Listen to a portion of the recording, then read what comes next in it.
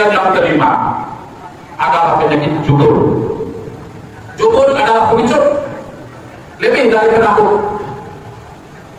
Dia takut tanpa alasan. Penakut itu penting dalam kehidupan kita karena rasa takut disinilah kita menegakkan dan menjaga. Tapi ada orang yang takut tanpa alasan, mengkhawatirkan resiko yang akan datang yang lahir padahal resiko itu belum tentu terjadi. Padahal dia punya kemampuan, banyak teknologi, punya perhitungan, tetapi takut dengan resiko akhirnya dia ragu untuk berbuat. Ini bagaikan orang pedagang, kalau ingin maju harus dengan apa modal. Tapi karena takut rugi, tanpa modal tanpa rugi, akhirnya tanpa modal. Maka kadang-kadang tidak akan pernah maju. Inilah orang yang penakut dulu. Dan ini banyak kita temui.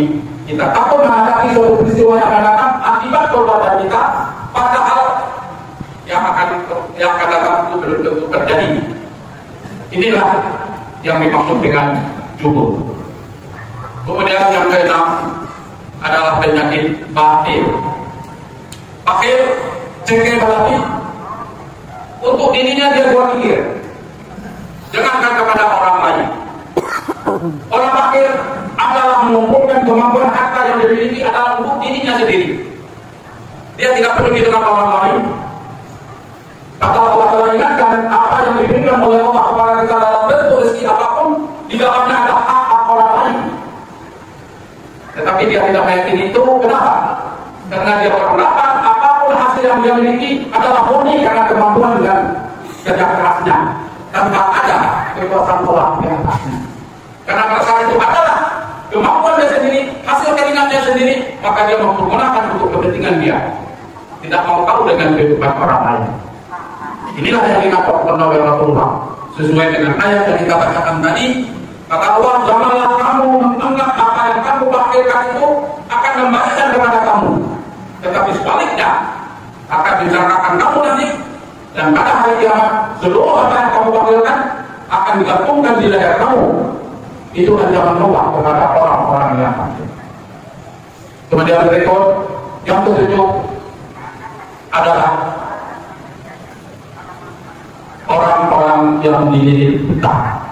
Wakala orang ini sesuai dengan apa yang dihadapi, yang dirasakan oleh Abu Muhammad. Hutang adalah suatu orang berhutang sesungguhnya sering dihinggapi karena kebiasaan.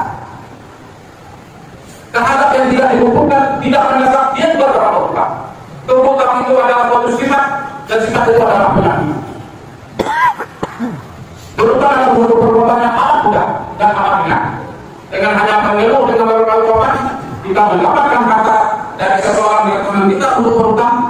Tapi sebaliknya, membayar hutang adalah perbuatan yang amat berat, amat sulit.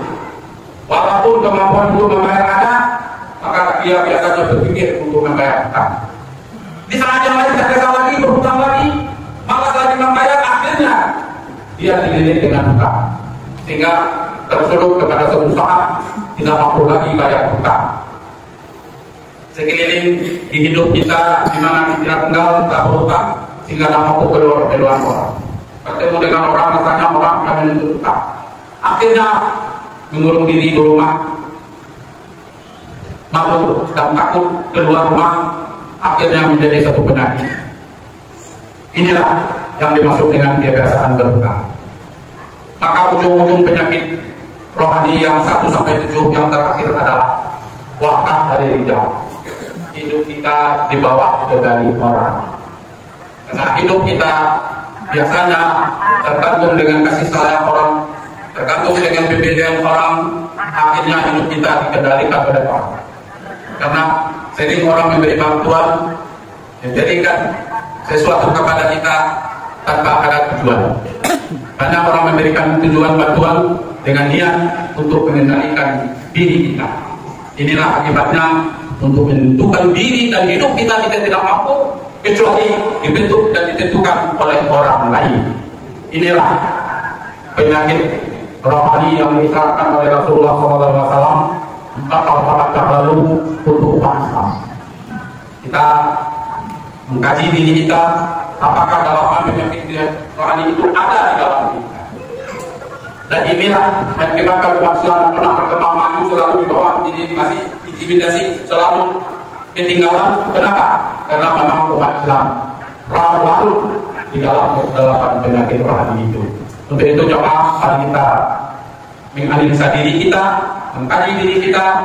Andai kata ada di antara itu, mari kita berusaha menjauhkan dalaman penyakit itu, sehingga kita merasakan hidup ini nikmat. Hidup ini adalah berkah dan gembira, dan inilah manusia yang betul-betul muttaqin. Faqtabiru ya ulul absar la'allakum turhamun.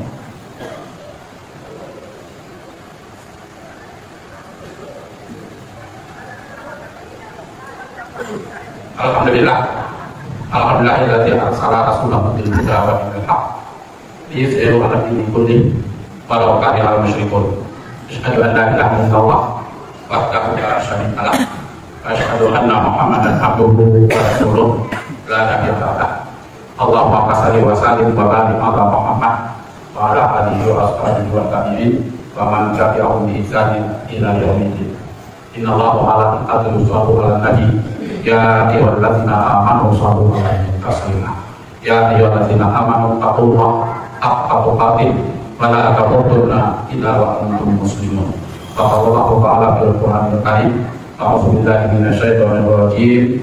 Qul huwallahu ahad. Allahus samad. Lam yalid wa lam yulad wa lam yakul lahu kufuwan ahad. Allahumma ighfir lil mu'minina wal mu'minat wal muslimina wal muslimat al ahya'i minhum wal amwat. Rabbana zalamna anfusana wa illam taghfir lana wa tarhamna lanakunanna minal khasirin. Allahumma inna na'udzubika minal hammi wal hazani wa na'udzubika min ajzi wal kasali wa na'udzubika minal jubni wal bukhli wa na'udzubika min ghalabatil qahri. Rabbana walidaina wa rahmah kama sigara wal jami'il mu'minina wal mu'minat wal muslimina wal muslimat al ahya'i minhum wal amwat. Innallaha wa malaikatahu yusholluna 'alan nabi.